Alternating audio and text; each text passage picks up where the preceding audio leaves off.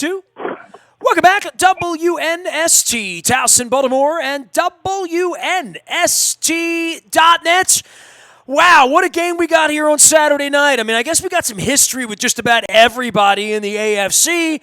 Certainly plenty of history between the Tennessee Titans and the Baltimore Ravens. This guy played a part in that history almost 20 years ago in the famous Eddie George, Ray Lewis game. And then, of course, 2003 came after his time. And then the 2008. They'll be talking about all of those games down there in Tennessee. Blaine, the Hitman Bishop, B Bishop 23, the way to follow him out on Twitter. He's a part of the Morning Wake Up Zone at 104.5 down in Nashville. You bring me some barbecue. We'll get some crab cakes, Blaine. We'll get together and do this. This is going to be a hell of a football game on Saturday night. The Titans are playing good football, as was evidenced by the win up in Foxborough the other day.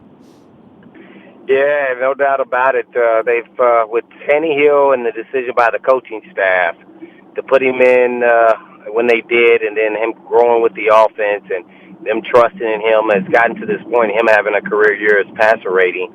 He's playing at a high level. Naturally, they're running the football. The offensive line has come together and finally gelled throughout the whole season, about halfway through. So, yeah, they were able to run the football against the Pats, who, had the number one defense in the league. So they had all of it coming together at one time, and then it culminated. And, the Titans are just a team that you don't want to play because of that.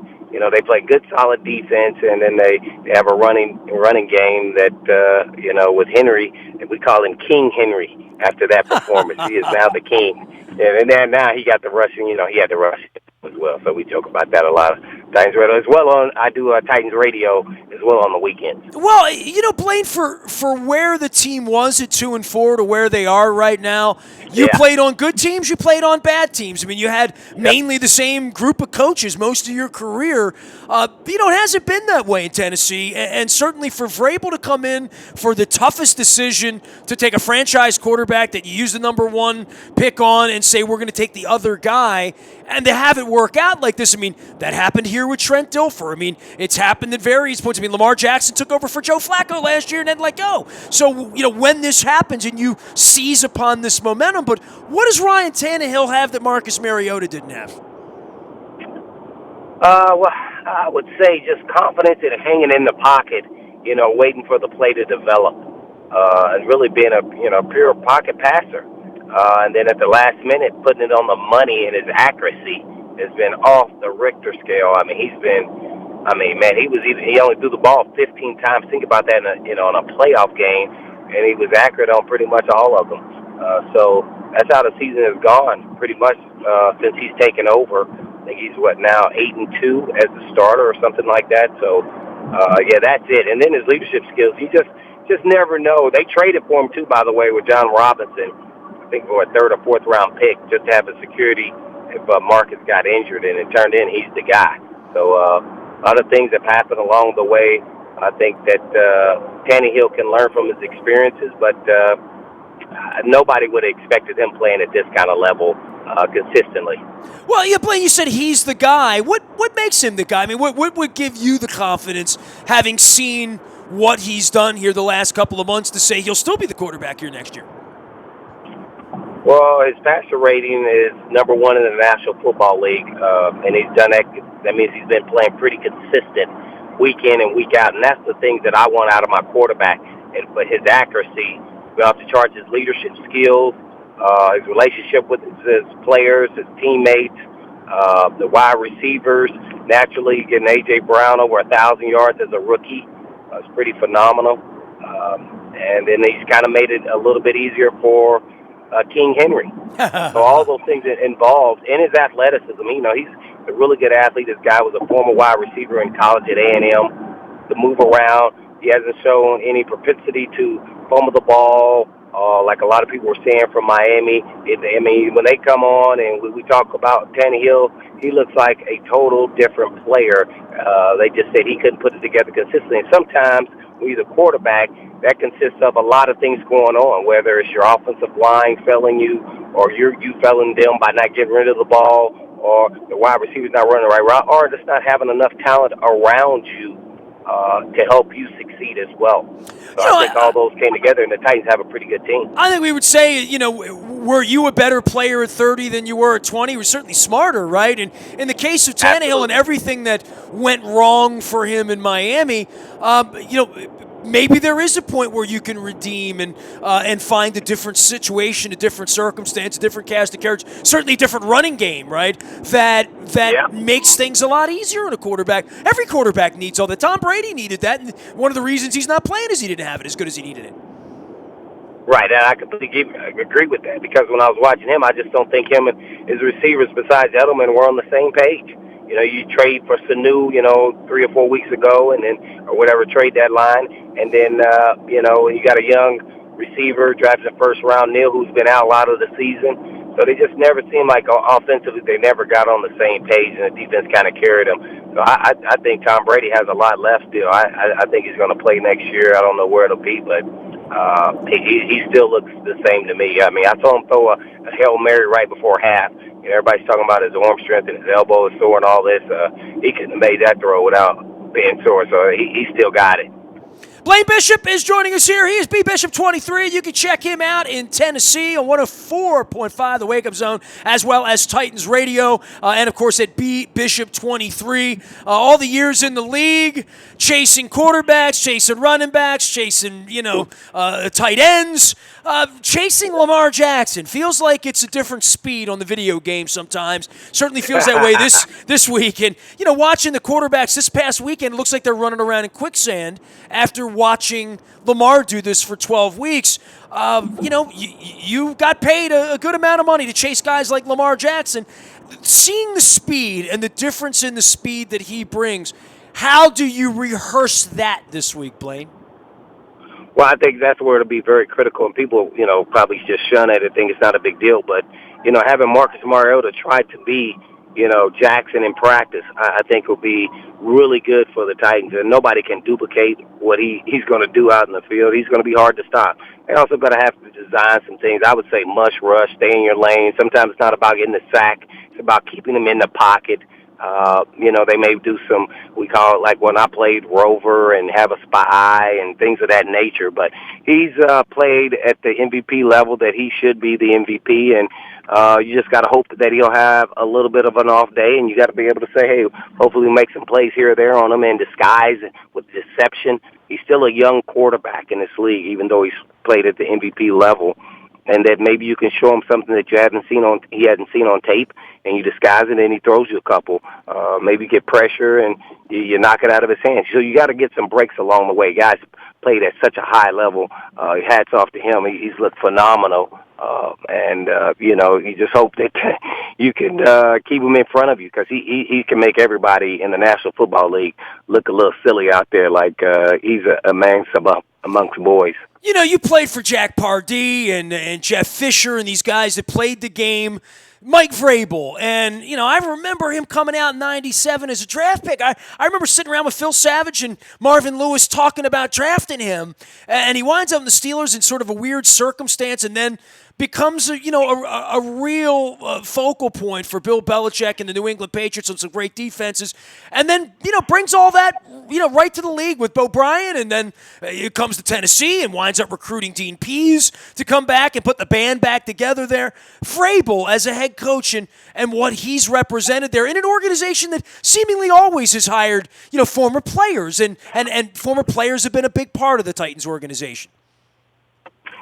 Yeah, I think the connection was John Robinson and his time in the front office in New England, and then him having a huge understanding of Vrabel and what he all was about, and understanding what he was as a player, and then what he's done as an assistant coach in the league. And it was, at the time, it was kind of a I don't want to say risky hire, but Malarkey had taken the team to the playoffs to the second round and beat the Chiefs in the first round, and so it was kind of this guy is the future, and he'll help us get over the hump. I think Malarkey has taken us as far as he can take us. So I thought that was a little bit of a risky move, but it's worked out really well, and Vrabel's turned out to be one heck of a head coach in his decision-making, and I thought he outcoached Belichick in this game all the way around throughout the whole game, and that's part of Vrabel and his staff.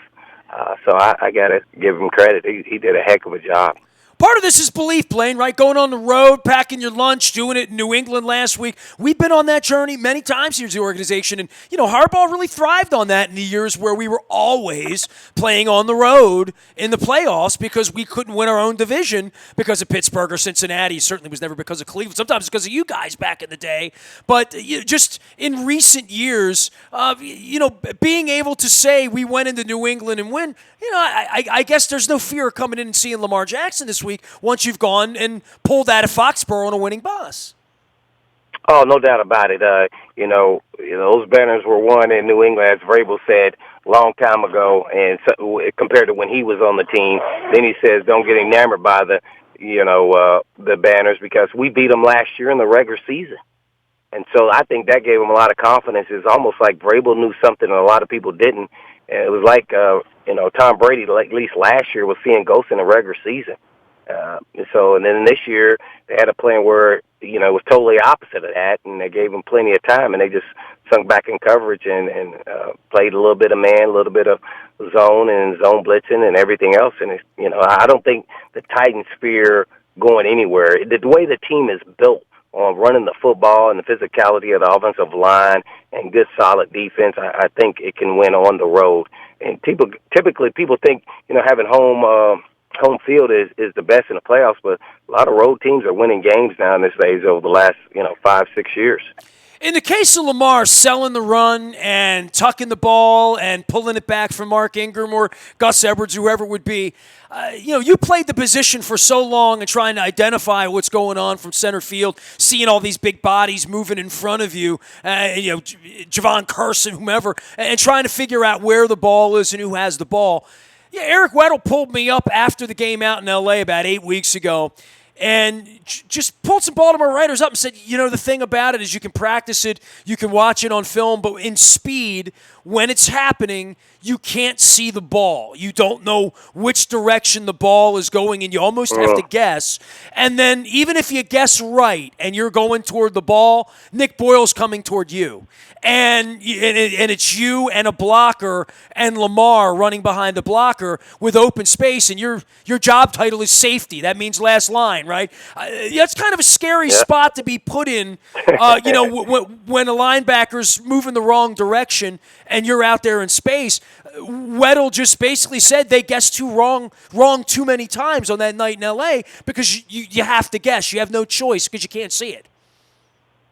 Yeah, it's really tough. I think in that style of offense too, a lot of teams don't run that style of offense in the National Football League. So first of all, they got a leg up there, and in the preparation. So when you're preparing for it, it's something that's kind of new. So what you have to do, in my opinion, is you have to keep it basic, and maybe that way everybody understands their responsibilities for each and every counter move to whatever they do. And it comes to me, if you want to get into football talk, it's eyes versus keys, reads, and discipline.